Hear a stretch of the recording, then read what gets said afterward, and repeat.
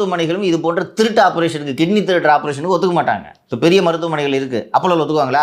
இந்த பாருங்க சார், இந்த பையன் ஏழை பையன் அங்கே உருவுங்க அங்கேருந்து கிட்னி நீ அப்போலோக்கு உன்னை கூட்டு போனால் செய்ய முடியுமா அந்த ஆப்ரேஷனை? அதுக்கு தான் இந்த கிம்ஸு, செதாரு, தனலட்சுமி ஸ்ரீனிவாசன், புரியுதா?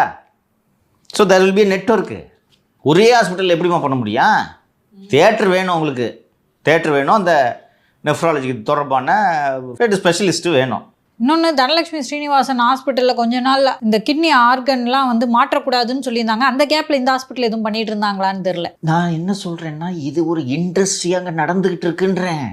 வேறு மாநிலங்களில் இது போன்ற புகார்கள் வந்த உடனே கடுமையாக பிடிச்ச ஹாஸ்பிட்டல் ஓனர்லேருந்து வார்டு பாய் வரைக்கும் பிடிச்சி உள்ளே போட்ட உடனே ஒரு 2-3 வருஷத்துக்கு அந்த ஏரியாவில் நடக்கிறது இல்லை.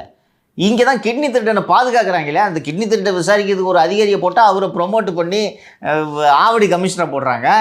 இல்லை, நீங்கள் சொல்கிற மாதிரி ஜஸ்ட் பேசுகிறோன்றதுனால இருந்த 2 காரை தூக்கிட்டு போயிட்டாங்க. கிட்னியை திருடி இருக்காங்க, அவங்க காரை தானே நீங்கள் தூக்கிட்டு போயிருக்கணும். அதையும் புடுக்கிறதுக்கு வந்தாங்கன்னா விரட்டி விட்றாங்க இந்த போலீஸை, தெரியுதா?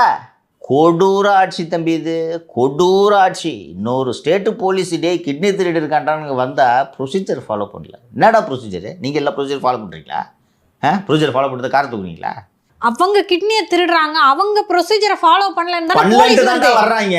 இப்போ இங்கே இருக்கவங்களாம் ப்ரொசீஜரை ஃபாலோ பண்ணிட்டாங்களா? எவ்வளோ ஆபத்தான ஆட்சி தெரியுதா? நான் கிட்னி திருடுவோம், அதை இன்னொரு ஸ்டேட் போலீஸ் கூட விசாரிக்க கூடாது. கிட்னி திருடுறது எங்கள் உரிமை.